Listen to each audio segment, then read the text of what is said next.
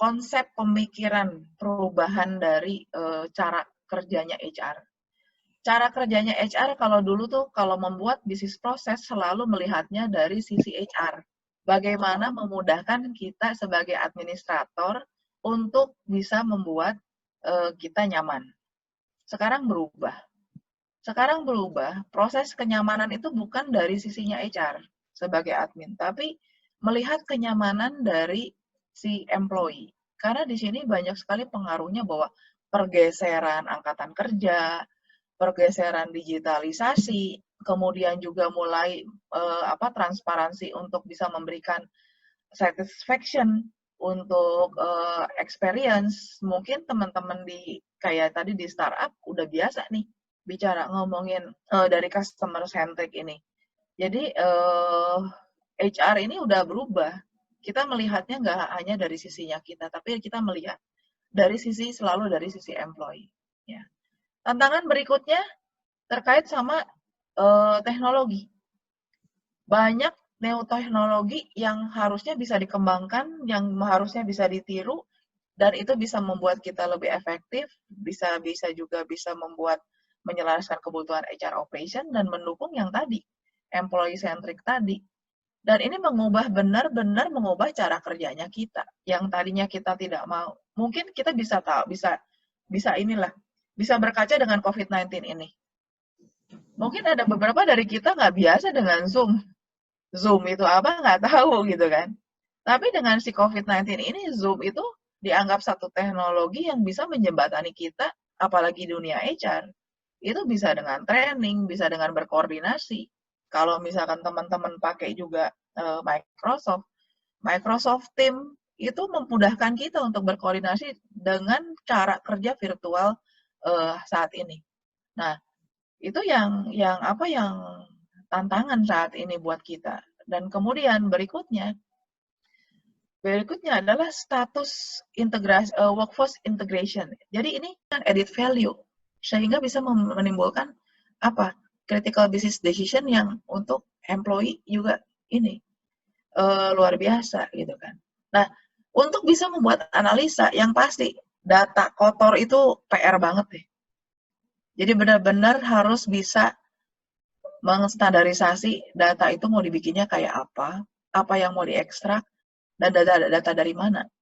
Dan dari situ, dari transaksi-transaksi itu bisa memberikan memberikan satu insight gitu kan. Kayak misalkan saya bisa melihat, karena gini, di tim saya tuh semua ngomongin bulanan pasti dia akan come up dengan dashboard, dengan laporan. Dari laporan itu, data itu bisa bicara, dan tim yang tadinya admin itu diberikan training untuk pembelajaran, dan mereka bisa present dengan data laporan transaksi mereka, menceritakan unit kerjanya mereka, misalkan apakah bisa memenuhi SLA, apakah ada kendala, dan kemudian membuat curiosity dari mereka untuk mencari tahu lebih banyak. Dan jadi data yang mereka input itu atau data yang mereka lihat itu nggak hanya sekedar data, tapi mereka tahu isinya tuh apa. Jadi nggak sekedar hanya kayak robot cuma input, ya udah selesai gitu kan. Dan ini juga bisa memberikan business decision pada saat kita tahu, saat sekarang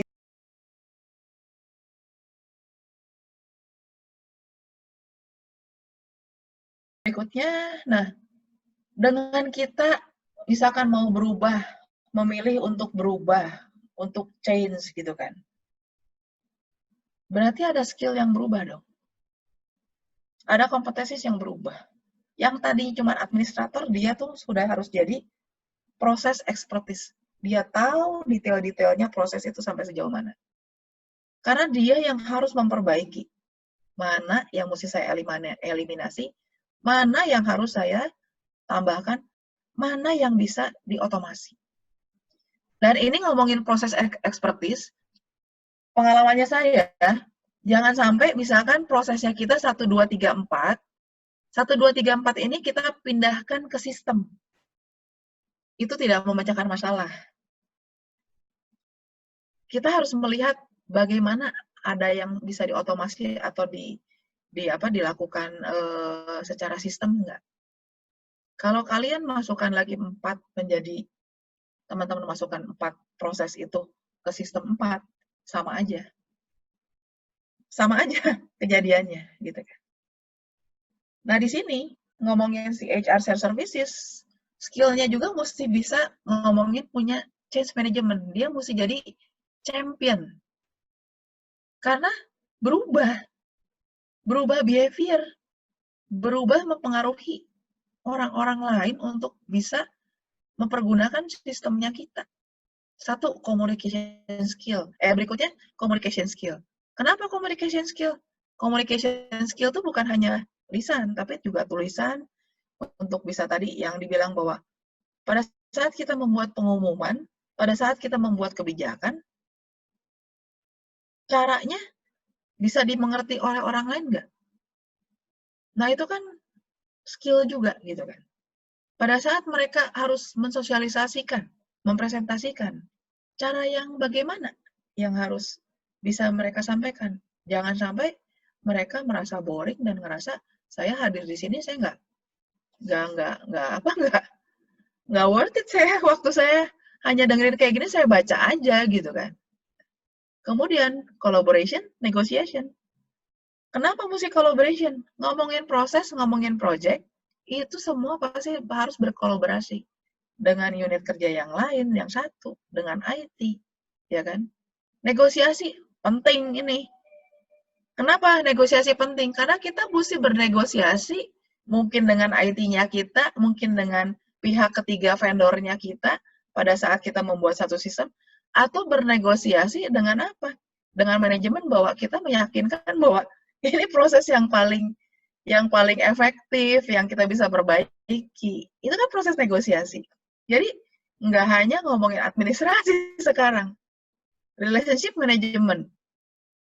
Dengan relationship management, dengan kita punya relasi yang cukup baik, menjalin relasi dengan cukup baik dengan IT, dengan tim, dan mencoba untuk bisa menjembatani kebutuhannya mereka.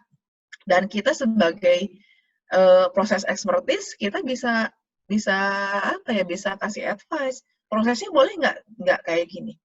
Nah, itu kan dibutuhkan relationship yang cukup baik dengan orang-orang. Kalau capability awareness, ini adalah awareness-nya dari diri sendiri, bahwa aduh, dengan kondisi perubahan seperti ini, saya mesti nambah ilmu, saya mesti belajar lagi, saya mesti lebih banyak tahu mengenai proses apa. Nah, itu balik lagi, itu benar-benar skill capability awareness menjadi penting. Analitik, nggak usah ngomongin big data yang besar, analitik dari datanya dia aja. Bagaimana dia bisa merepresentasikan report-nya dia, dashboard-nya dia, untuk bisa bercerita bahwa pekerjaannya mereka fine, pekerjaannya mereka beres, sesuai dengan SLA. Kalaupun tidak sesuai, dijelaskan apa yang mesti diselesaikan, apa yang mesti diperbaiki. Jadi benar-benar berubah ya. Dan kemudian leadership, self leadership, ngomongin udah nggak bisa lagi orang admin yang mesti diceker. Ngomongin risk awareness-nya udah mesti ngomongin tinggi, resiko-resikonya udah mesti tahu. Leadership untuk disiplin diri sendiri, kapan mesti nginput, kapan mesti approve, kapan mesti bikin report, itu udah ngomongin self leadership.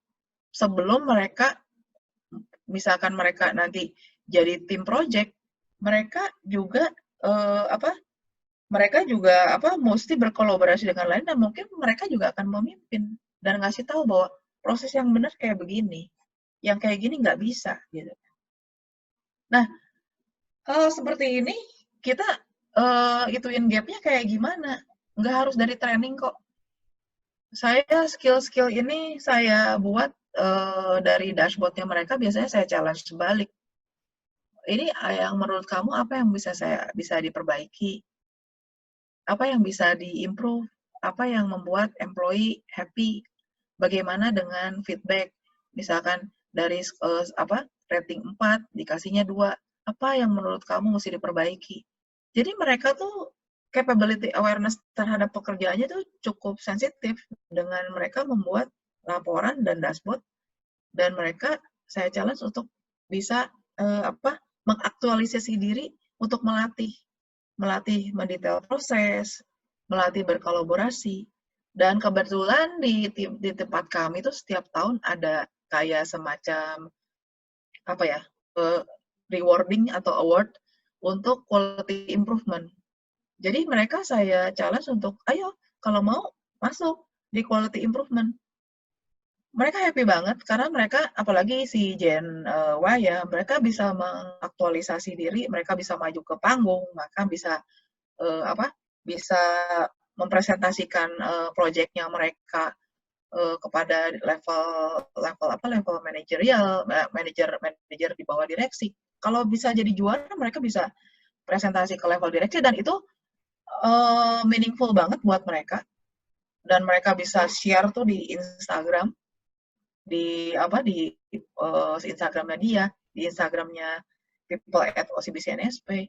Itu benar-benar caranya nggak selalu harus training untuk bisa ningkatin ini, gitu. Mungkin itu aja Bu Ani yang bisa saya sharing, mudah-mudahan bisa diambil key takeaway-nya untuk teman-teman yang hadir hari ini. Ya, terima kasih Bu Lili. Bapak Ibu sekalian, luar biasa sekali ya ilmu dan pengalaman yang sudah di-share tadi oleh Bu Lili. Mantul, mantap betul ya. Terima kasih Bu. Ya, udah untuk satu guru lebih baik dari 100 buku. Artinya betapa beruntungnya ya kita hadir hari ini mendapatkan inti dari ilmu dan pengalamannya Bu Lili tentang self-service, first and single point of contact, leveraging advanced technology, data analytic, dan continuous, dapat bonus ya, continuous improvement-nya ditambah lagi tuh sama Bu Lili ya. Karena kalau ngomongin operation nggak akan lepas dari situ sih Bu. Ini kayaknya kuliah 1 semester ya Bu ya. Oke. Pertanyaan sih belum begitu banyak, saya kira karena peserta terhipnotis nih Bu ya.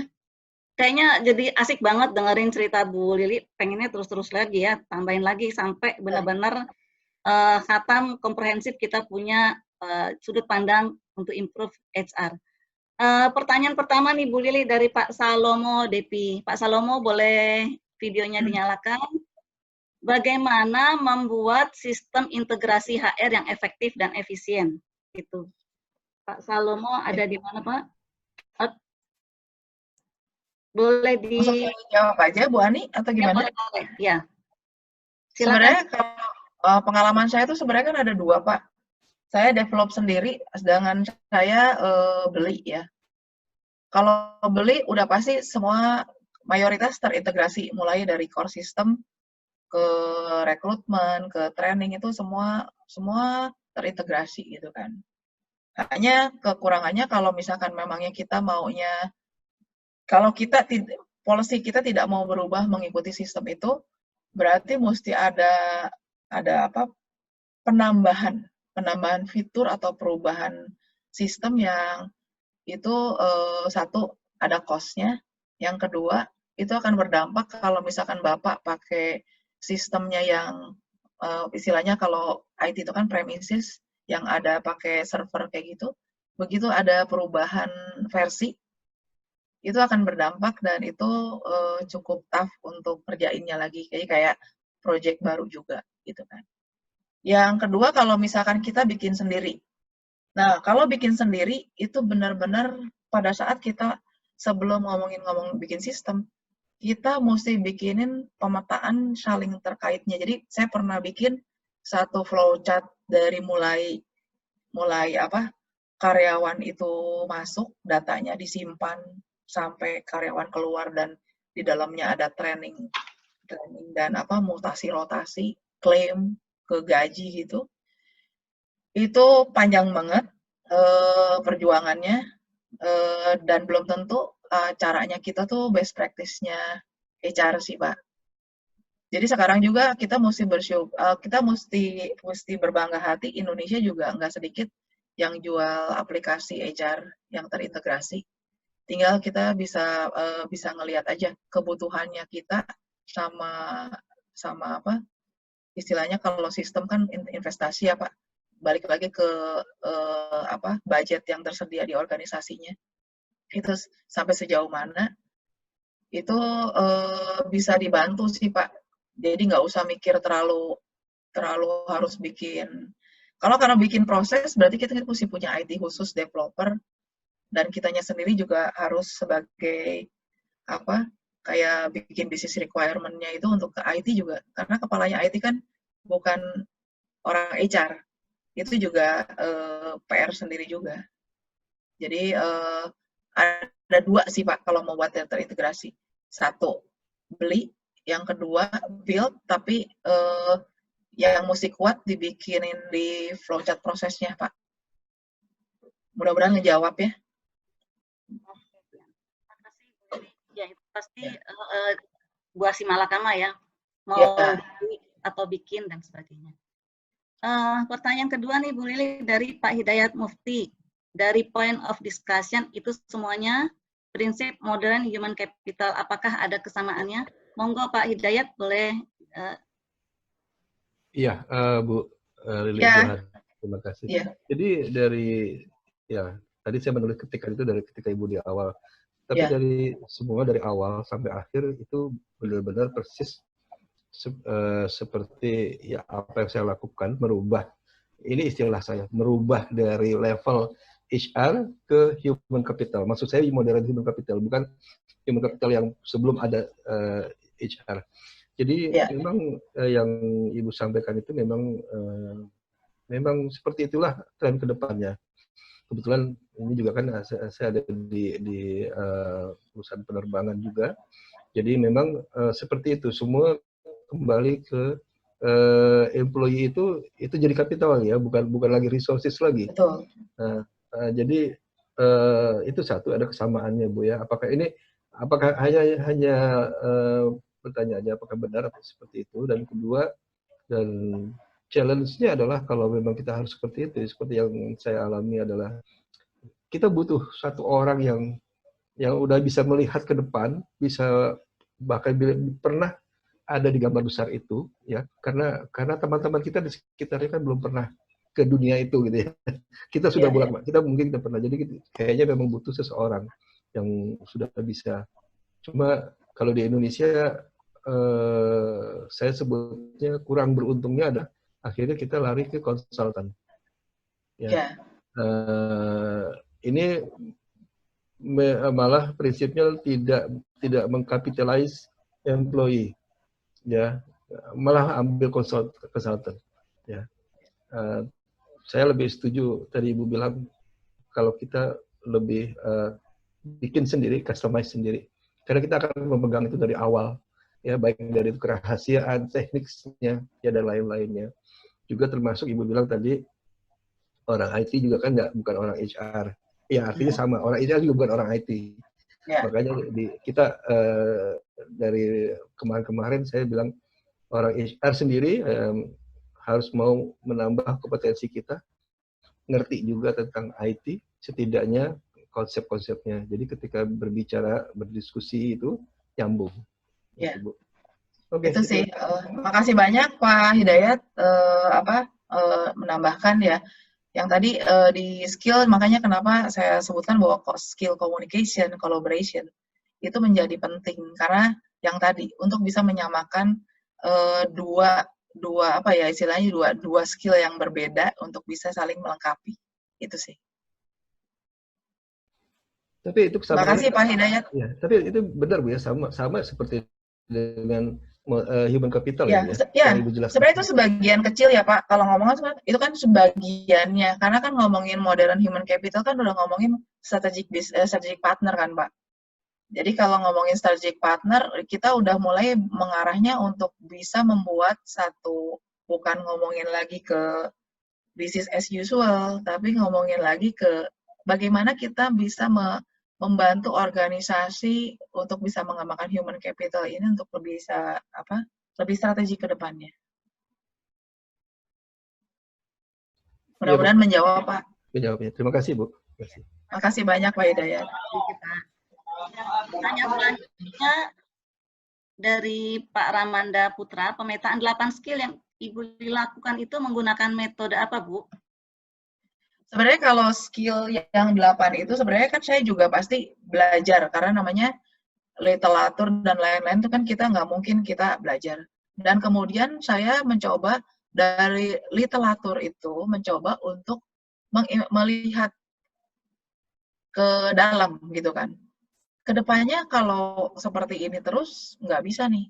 Dan memang ini adalah yang dibutuhkan untuk bisa menjawab kita ke arah situ. Jadi yang namanya skill tadi menggunakan metode apa, ya metodenya kita belajar sih Pak. Learning by doing dari apa ya literaturnya kita, dan kita melihat bahwa untuk bisa menemukan gap teman-teman kita atau saya sendiri juga, saya mencoba melakukan self assessment ke situ. Nah, meet atau enggaknya pasti nggak akan ada parameter atau misalkan tools yang bisa mengatakan nggak ini lah masih jauh deh. Tapi paling tidak kita bisa menjembatani kebutuhan di organisasinya kita. Karena kan tadi ya, kita melakukan sesuatu hal untuk organisasinya kita, untuk employee-nya kita. Jadi paling tidak kita bisa menjawab itu dulu. Mudah-mudahan menjawab. Pak Ramanda, silakan ada tambahan, Pak. Bu Lili, kita ke pertanyaan selanjutnya, nanti bisa kembali ke Pak Ramanda ya. Ya, ya. Oke. Dari Bu Mirsa Diah Novianti, biasanya ditampilkan dalam HR dashboard apa saja? Seperti apa saja? Oke.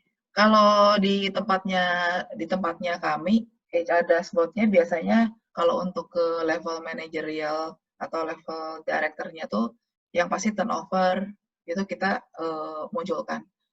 Karena kita punya indikator untuk untuk resiko. Jadi kita punya istilahnya kayak lampu merah, kuning, hijau. Kita punya indikator kalau misalkan turnover kita udah sampai segini, itu jadi ada early warning buat si HRBP atau misalkan manajer. Ini kita ngelihat kenapa turnover kita seperti ini. Jadi ada dashboard tersebut nanti akan ya.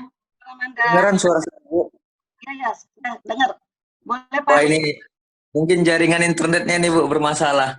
Oke. Karena gini, Bu, saya tertarik kali karena kebetulan saya sedang dari perusahaan tuh mengulik-ngulik metode kompetensi yang sekarang ini kita itu sedang samakan dengan penggunaan standar kompetensi yang digunakan oleh pemetaannya pemerintah ya. Pemerintah itu kan menggunakan metode RMCS kalau saya nggak salah ya. Regional Model Kompetensi Standar. Ya ada satu kalau model occupational itu sekarang yang kita gunakan adalah yang Ibu Lili sampaikan itu sangat mirip dengan kompetensi revolusi industri 4.0, Bu. Hampir sama, tapi kan ada 10 ya. Ada kekurangan seperti flexibility sama adaptability. Itu kita petakan memang menurut kita kompetensi yang paling cocok, yang standar yang bisa digunakan sekarang minimal adalah 10 kompetensi industri yang 4.0 tadi gitu. Makanya saya tertarik ngejar ke Ibu masalah yang pemetaan tadi gitu. Pemetaan itu sebenarnya Pak gini, 4.0 kan memang ada ya, bukunya juga ada ya, bicara ngomongin pembahasan kompetensi juga ada. Jadi saya munculkan itu lebih ke arah itu yang menurut saya berdasarkan pengalaman itu yang paling utama dan bisa dilakukan dulu gitu kan, untuk bisa ngejar gap-nya tadi. Jadi kalau bilang ada 10 mungkin iya lebih banyak, memang lebih banyak, tapi saya munculkan segitu karena berdasarkan pengalaman saya. Bu Lili gunakan yang 8 itu di organisasi Bu Lili ya, Bu? Saya sendiri melakukan asesmen untuk timnya saya, paling tidak si 8 itu yang saya boost untuk ningkatin kompetensinya mereka. Boleh sharing nggak, Bu, cara untuk melakukan assessment-nya itu? Nanti boleh DM. Sebenarnya kan assessment. Nah, assessment itu kan sebenarnya ini ngomongnya jadi melebar ya ke assessment, nggak apa-apa sih. Karena assessment itu bisa dilakukan dengan harapan terhadap misalkan tadi communication kayak gimana gitu kan. Iya. Communication seperti apa yang kita harapkan itu kan kita udah harus tentuin seperti parameter standarnya kan. Ada kamusnya ya biasanya Ya, gitu. levelnya kayak gimana. Nah, dari situ kita yang akan kejar ke apa gap-nya tadi gitu. Assessment-nya bisa dari cara melakukan assessment performance-nya mereka, bisa cara one on one untuk bisa menggali performance-nya dia. Kemudian juga dari hasil output project kayak gimana. Kemudian kalau biasanya project, biasanya saya akan ada kayak performance untuk di project tersebut. Ada gap-nya apa? Nanti saya lihat dari si 8 kompetensi itu, apa yang kurang. Nah, itu biasanya saya kasih feedback sama dia. Kamu mesti tingkatin lagi yang ini, karena respon dari teman-temanmu atau respon dari project yang kemarin kejadian A, B, C, D, F, G, ini ada masalahnya di sini.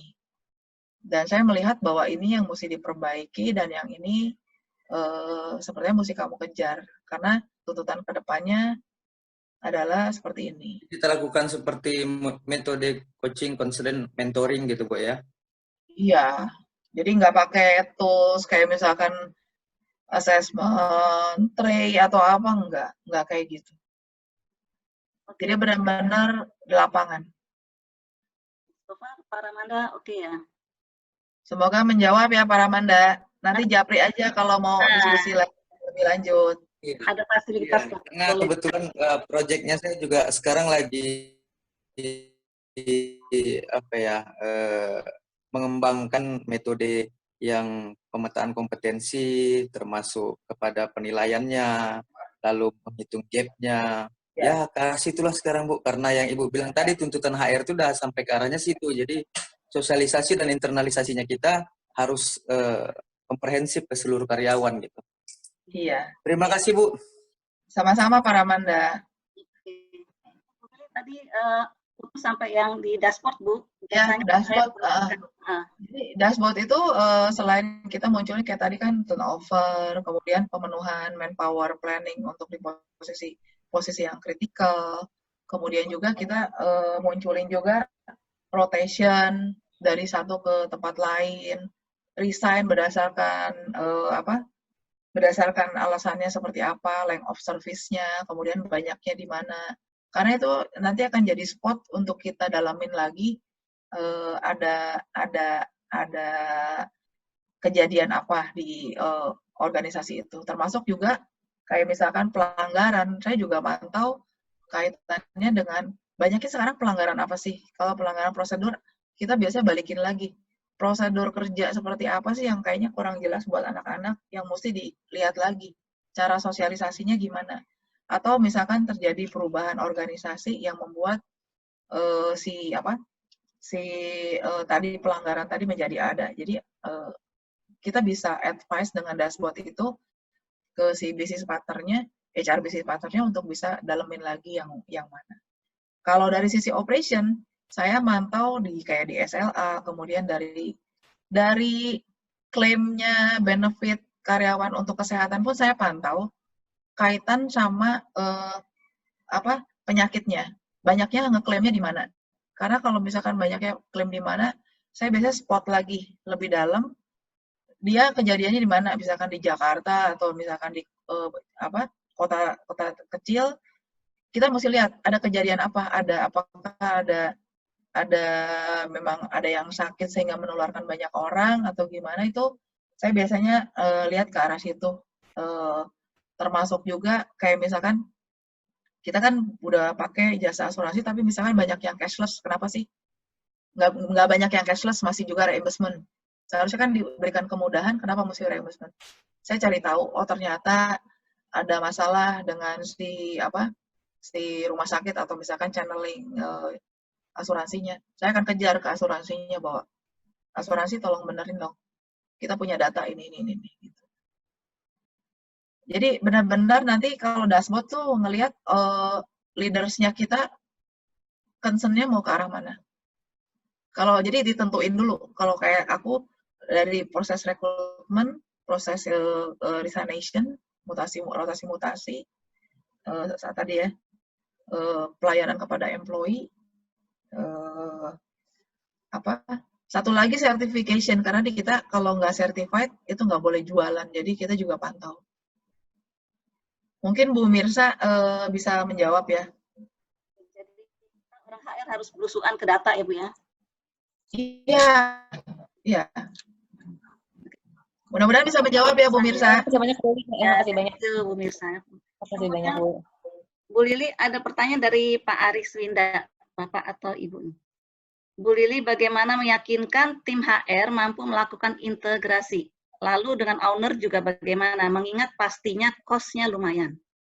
Oke. Nah, kalau Bapak punya atasan, mesti satu suara juga sama atasan bahwa memangnya kita perlu arah itu. Karena kalau bicara kayak tadi, saya pernah juga bilang kalau manajemen atau direkturnya kita bilang bahwa kita nggak bisa mengembangkan untuk bisa beli. Tapi yang saya come up dengan satu permintaan bahwa kalau misalkan tuntutan organisasi ke arah sini maunya seperti ini, kalau gitu berikan keleluasaan kami untuk bisa mengembangkan dan bekerja sama dengan IT secara internal pengembangan aplikasi untuk bisa memudahkan kita. Sebenarnya kalau misalkan untuk HR integrasi, kita ngomongin pakai Microsoft 365 itu ngebantu juga sih Pak, kalau belum ngomongin ke sistem, cuman memang jadi bukan ke aplikasi, lebih ke arah pakai Excel-nya, kertas kerjanya itu yang dibuat Excel komprehensif dengan makro, itu bisa memudahkan juga untuk berkoordinasi. Cuman balik lagi tergantung jaringan integrasi antar bagiannya di tempatnya Bapak cukup kuat nggak, karena itu pasti makan bandwidth juga, apalagi kalau datanya banyak banget. Nah, sekalian Bu Lili, pertanyaan selanjutnya dari Bapak Aris Winda. Bu, boleh kasih contoh model dashboard HR yang terintegrasi? Saya tuh sebenarnya kan tadinya mau munculin, tapi karena belum sempat, karena datanya kan data ini ya, data konfidensial organisasi. Jadi saya nggak berani munculin. Coba nanti saya kasih contoh ya dari WA, Ibu, dari ya? di WA grup yang ada itunya, nanti saya coba drop dari contohnya ya. Pak Aris Winda, apakah jawaban dari Bu Lili cukup? Karena kalau ngomongin cost, mohon maaf saya juga nggak bisa. Buat yang pertama ya, Bu. Karena kita juga struggle untuk bisa ke arah situ. Oke, Bu Lili, terima kasih sekali. Oh ya, Ibu Aris. Ibu Aris, terima kasih makasih sekali. Bu Iya. Aris. Untuk contoh dashboardnya tanpa memunculkan angka-angka nggak apa-apa, Bu. Ya. Yang terpenting Ya, nanti berarti saya mesti remake ulang si dashboardnya. Beri saya waktu untuk bisa kasih share sama teman-teman ya. Iya, Ibu, nggak apa-apa, Bu. Tadi juga udah dijelaskan beberapa macam isi dari dashboard tadi apa. Udah saya catat, Bu. Terima kasih sekali, Bu, masukannya. Ya, sama-sama. Oke, baik. Terima kasih, Bu. Sebelum beli yang mahal-mahal, pakai yang Microsoft 365 makro ya? Iya, moderator boleh Iya. tanya sebentar. Bu Lili. Itu maksimalkan aja, tinggal kita kasih training sama si anak-anak, push mereka untuk bisa melakukan pembuatan dashboard dan cerita ke kita, aja itu powerful sih Pak.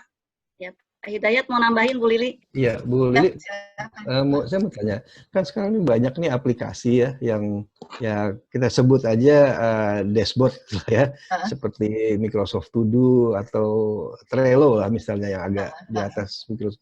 Nah itu untuk sementara ya, sebelum kita atau teman-teman belum punya enterprise seperti itu, bagaimana menurut Ibu kalau pakai misalnya Trello itu cukup nggak sebagai pengantar untuk supaya siap nanti masuk ke enterprise sistem application itu. Ya. Itu, Bu. Kalau misalkan udah terbiasa untuk bisa mengupload datanya dan membuat struktur dashboardnya udah terbiasa sih, harusnya itu membantu sekali ya Pak.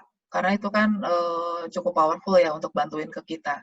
Tapi kalau misalkan teman-teman belum terbiasa membuat struktur data untuk bisa mengupload, sebenarnya saya sarankan sih mulai bergerak dari Excel dulu. Karena itu akan memudahkan kita pada saat kita mau ngomongin ke aplikasi.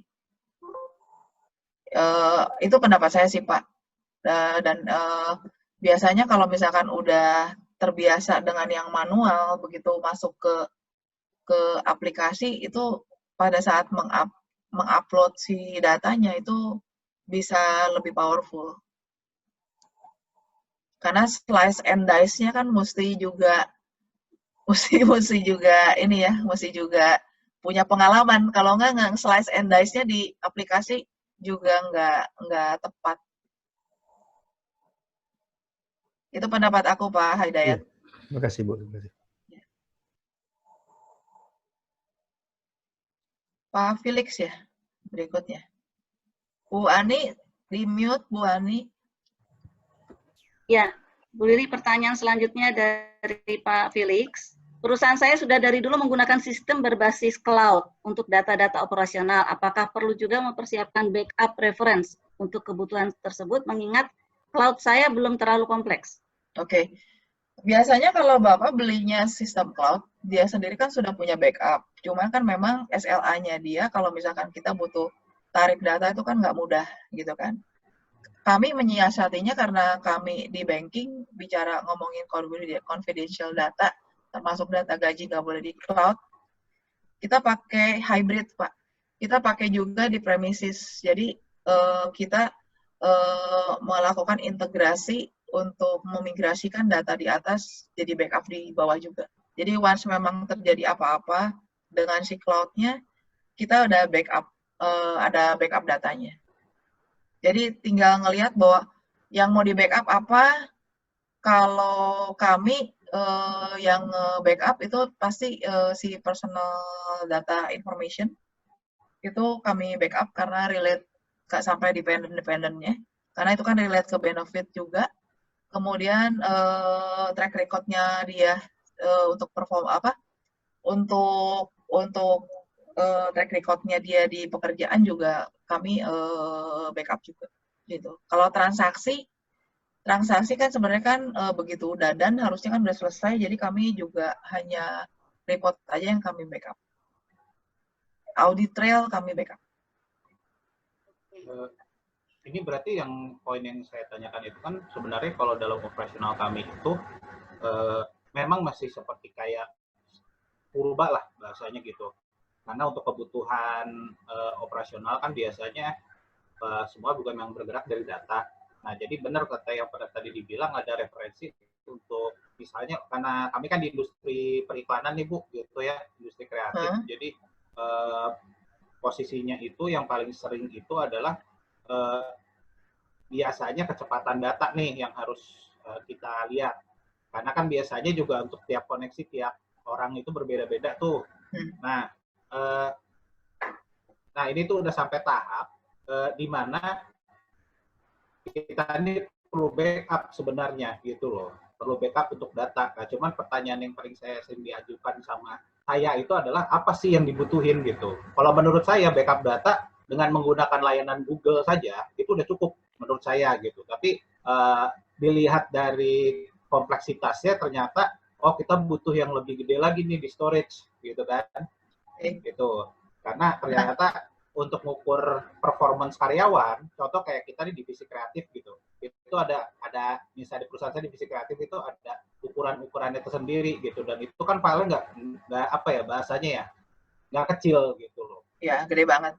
Ya, sendiri kan untuk video untuk format MP4 aja atau MP4 untuk format RAW aja tuh bisa hampir 1 sampai 3 gigaan gitu kan gitu. Nah, itu yang memang paling sering terjadi gitu.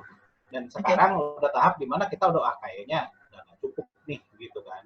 Cuman kalau dari atasan bilang ya udah masih perlu kok, masih bisa kok gitu. Ya cuman saya yang bagian operasional jadi khawatir gitu loh. Apalagi kan Bukan. kalau namanya cloud itu kan ibarat kasarnya kita cost-nya gede.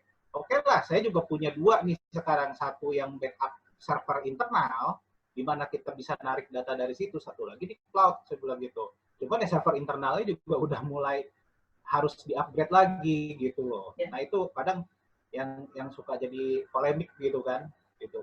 Kalau untuk Ya. hal-hal seperti itu, biasanya gimana Bu ya mengatasinya Bu ya? Karena kadang di sini semua baliknya ke budget kan, udah Ya. ujung-ujungnya duit gitu kan. Betul. Gitu. Nah, biasanya saya kerja sama IT, karena IT kan pegang semua ya, pegang Iya, semua iya. mengenai storage server itu taunya di mana dia Nah, bisa simpan di mana. ya itu kebetulan saya juga tuh yang ngurus ya.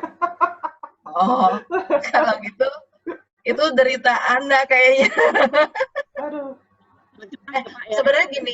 Sebenarnya gini kalau misalkan kayak gitu kan ya kalau misalkan Pak Felix yang nentuin, yang udah tahu juga storage-nya mau kayak apa, kalau udah balik lagi ke budget ya agak susah ya. Kalau di tempatnya saya kan saya bisa koordinasi dengan IT-nya tuh biasanya kasih solusi. Oh ya udah deh, saya tahu nih di storage yang ini kayak sementara kita taruh dulu ya. Taruh dulu di situ. Nanti kalau misalkan tahun depan kita ada budgeting lagi, kita coba masukkan untuk bisa tambahin si server tadi, karena kita melihat bahwa data ini kritikal. Jadi IT-nya kita cukup kasih solusi sih untuk yang seperti itu. Cuman kalau misalkan balik lagi, Pak Felix Solusi minimalir budget ya.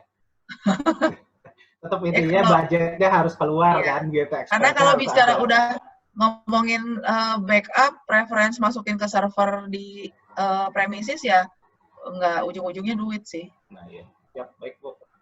Ya, nanti kalau ada rekomendasi dari siapa kamu mengeluarkan budget ya dari tim Wiki HR gitu ya. Boleh saya catat namanya dikit ya Bu ya.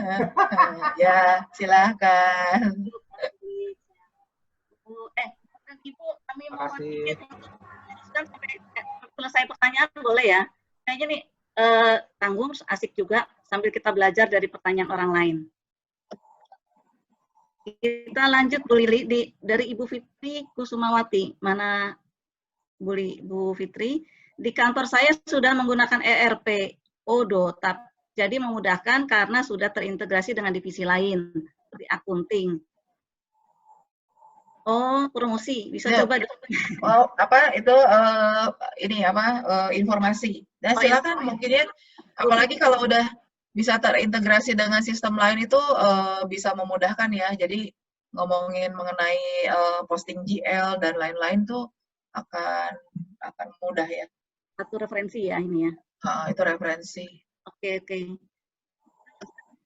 Dari Pak Dede yang sediakan sistem HR yang terintegrasi untuk contohnya ketika ada karyawan baru, sistem HR yang jadi gerbang utama, akun karyawan dibuat di sistem dan otomatis akan masuk ke sistem IT untuk create email ke finance, vendor, dan lain-lain. Pak Deden, ini komen atau ada yang mau ditanyakan?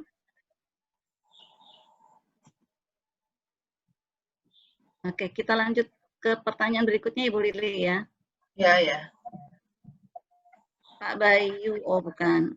Oke, Bu Mirsa, tahapan yang dilakukan dalam mengintegrasikan pekerjaan adalah dengan memetakan proses dan menghitung standar waktu, sehingga dapat diketahui kebutuhan sumber daya yang diperlukan. Bagaimana cara mengukur standar waktu untuk pekerjaan yang sifatnya clerical? Oke, ini ngomongin ini sih workforce analysis sih Bu Mirsa. Jadi aku sih pakai metodenya kadang-kadang pakai self assessment dulu, karena sistem trust ya sama mereka. Kita melihatnya bukan mau istilahnya mantengin pekerjaannya mereka, tapi mereka voluntary untuk isi self assessment. Misalkan satu proses ini berapa menit, kemudian prosesnya seperti apa, dan itu biasanya dari situ muncul diskusi. Kira-kira kalau misalkan ada pembanding, misalkan ada 2 orang, itu bisa jadi cukup efektif untuk bisa membandingkan. Input bisa lebih cepat dari yang si A lebih cepat daripada yang B.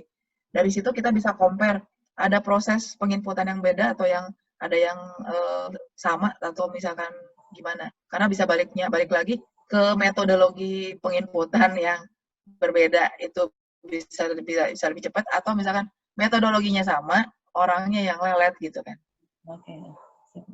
Ya, kebetulan memang di tempat saya kan kampus ya, Bu, kebanyakan staff yang masih seperti itu. Jadi emang kedepannya sih kita karena kondisinya pandemi seperti ini akan ada integrasi pekerjaan. Nah, itu yang lagi coba kami petakan bagaimana cara mengintegrasikan pekerjaan-pekerjaan yang sifatnya banyak clerical ini. Jadi kita juga menghindari ini ya, menghindari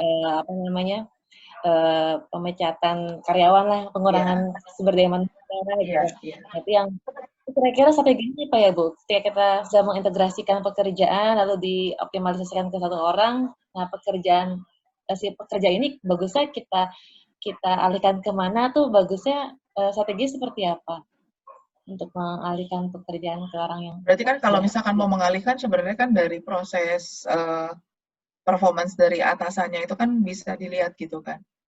Dia masukannya apa, kemudian bisa juga one on one sama dia juga, sebenarnya orang ini punya interestnya di mana sih gitu kan. Atau misalkan kalau di project biasanya orang akan muncul uniqueness masing-masing, dan kita bisa tahu sebenarnya ini kuatnya di sini gitu. Project itu powerful banget sih kalau menurut aku. Masukin di project itu kelihatan, aslinya kelihatan semua. Iya sih Bu, saya udah waktu ya Bu. Saya udah waktu ya, time constraint-nya ya. Iya. Iya. Baik Bu, terima kasih banyak Ibu masukannya. Sama-sama Bu Mirsa. Iya, masukan yang cukup ada tipsnya ya, masukkan project ya Bu ya, kelihatan aslinya ya. Ya, kalau masukin project kelihatan aslinya. Oke. Bu Lili, selanjutnya nih ada dari Pak Syahis Wendy. Secara aturan kita melihat HR shared service banyak dikerjain oleh pihak asing untuk bisnis unitnya yang di Indonesia. Apakah itu melanggar aturan? Maksudnya servernya, Pak? Pak Syahis Wendy.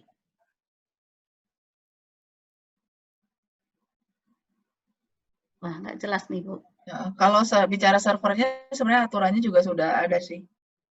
Dan ada semacam kayak perjanjian dan lain-lainnya. Dan kalau bicara ngomongin HR share services outsource, itu kalau saya di organisasi saya nggak pakai pihak asing sih, nggak ada yang di outsource kan. HR itu masih dikelola sendiri. Kalau misalkan memang di outsource kan, balik lagi ke kebijakan dari organisasinya ya. Kalau bicara peraturan, melanggar aturan atau tidak, tinggal ngelihat aja. Kalau di kami kan otoritas jasa keuangan kan punya aturan mana yang boleh di outsource-kan, mana enggak. Ke situ, itu dulu, baru ngomongin apa, boleh pakai pihak asing atau enggak. Ada aturan ya Bu ya, boleh datanya disimpan di Indonesia, di mana pakai cloud atau tidak ya? Itu ada aturannya sih, ada aturannya. Gitu. Kemudian mungkin kalau vendornya asing biasanya juga ada cabang mereka ya biasanya. Jadi kalau kayak kami misalkan beli licensingnya produk asing, tapi kan rekanannya kita orang Indonesia. Yang kita pilih rekanannya orang Indonesia. Karena ada sebagian juga. Jadi kami juga pada saat pertama kali udah mulai dari depan tuh udah mulai ngelihat bahwa kalau orang yang perusahaan yang ngelihatnya nggak mau, pokoknya mesti pakai misalkan hukum negaranya dia, ya udah kita nggak usah berbisnis aja gitu. Kalau mau pakai aturannya di Indonesia, gitu. Mereka ya yang harus ikut kita ya Bu ya. Iyalah Bu, kita kan beli ke dia kan butuh kita.